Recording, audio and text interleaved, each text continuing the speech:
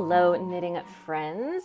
Today I have a quick tutorial for you on creating this little scalloped cast-on edge.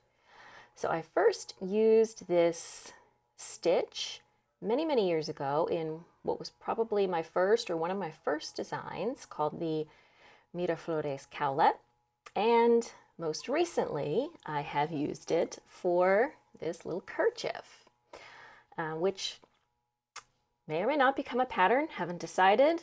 If you like it and you'd like to see a pattern, let me know.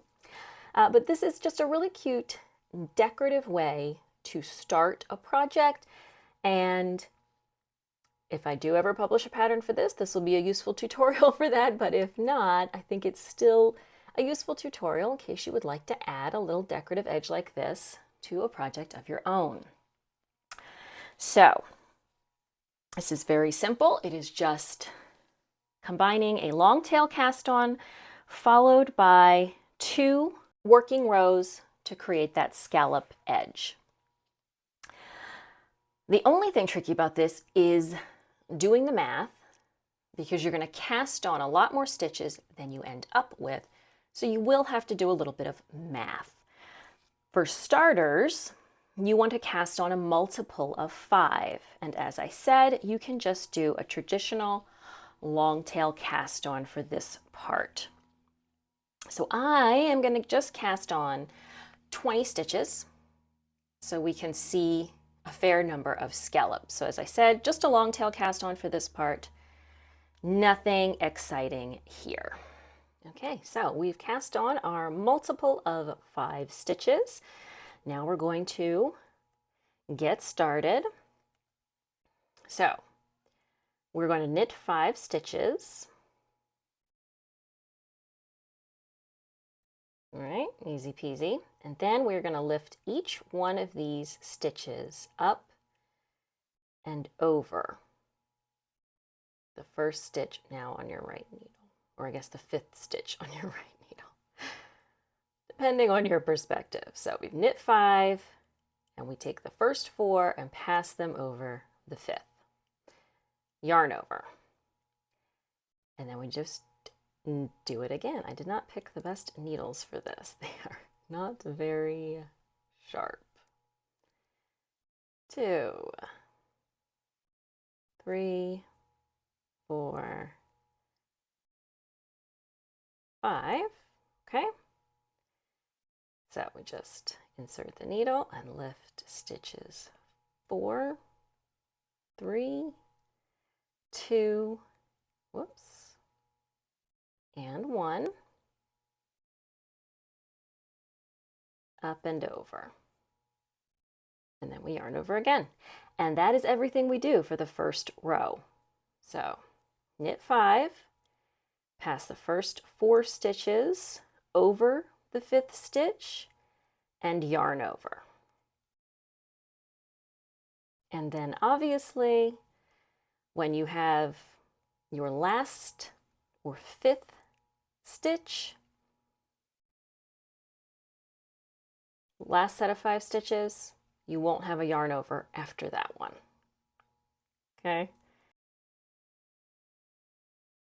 So, as you can tell, I started out with 20 stitches. I now have 6 stitches. So for every 5 stitches you cast on, you're essentially decreasing 3 stitches because you're adding the yarn over in. So as I said, you're going to have to do a little bit of math to account for that. But first, we're going to increase again. So starting out, we are essentially decreasing 3 stitches for every 5 stitches, except we don't have an initial or end yarn over. So you have to keep that in mind.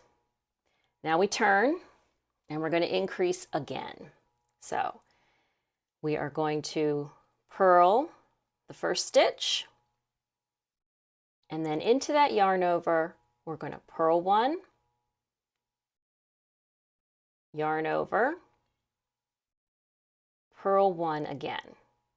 So every yarn over is going to become 3 stitches.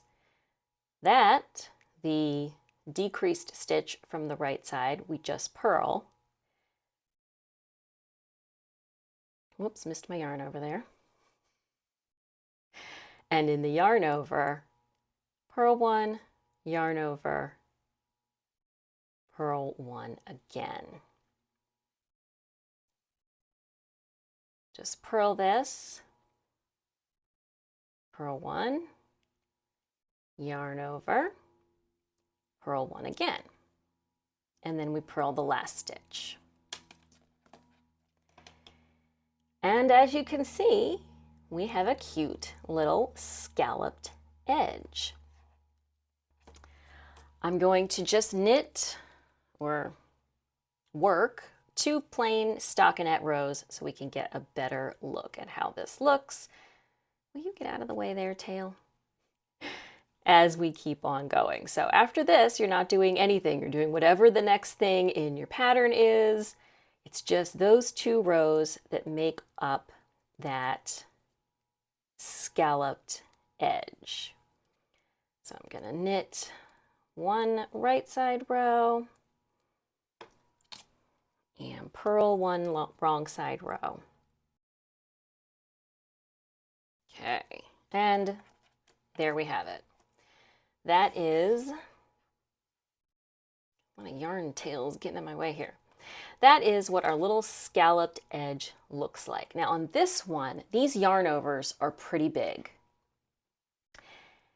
If you want a smaller yarn over, so here you can see I do have yarn overs, but they're not quite so big. Part of that is that this is a thinner yarn. So this is a fingering weight. What I'm using right here is a sport weight. But the other thing that you can do that I find makes this a little bit tighter is on the wrong side pattern row, instead of purl 1, yarn over, purl 1, you can do purl 1, yarn over, purl 1 through the back loop. That tightens that up a little bit and gives you a less holy appearance. So what I'm going to do is just bind this off, do it again with the purl 1 through the back loop, and show you what that looks like. So on purl 1, yarn over, purl 1 through the back loop,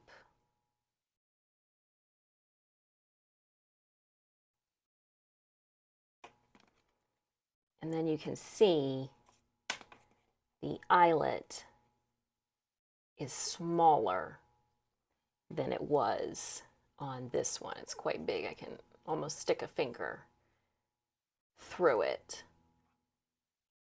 But these, whoops, there we go.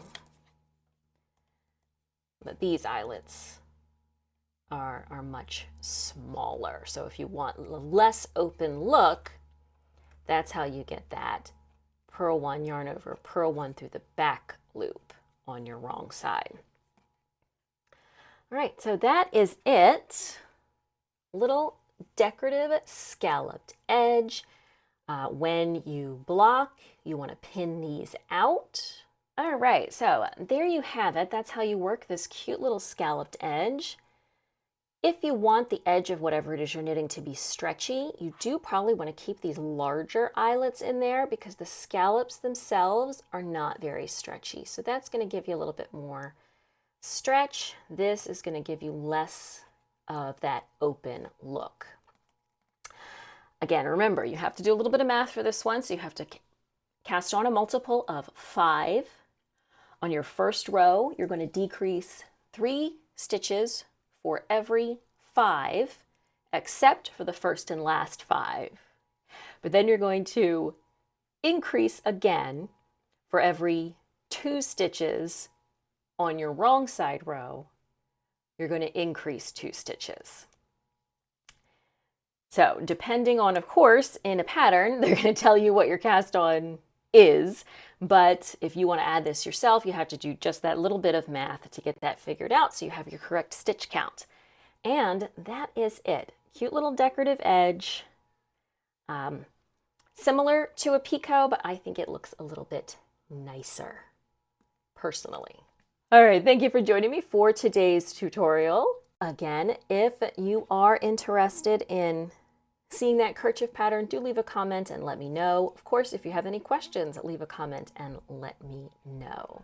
If you found this tutorial useful or educational, I hope that you will give it a thumbs up, and don't forget to subscribe. New knitting videos here every Saturday. Thanks for checking this out, and I'll see you soon in another video. Bye.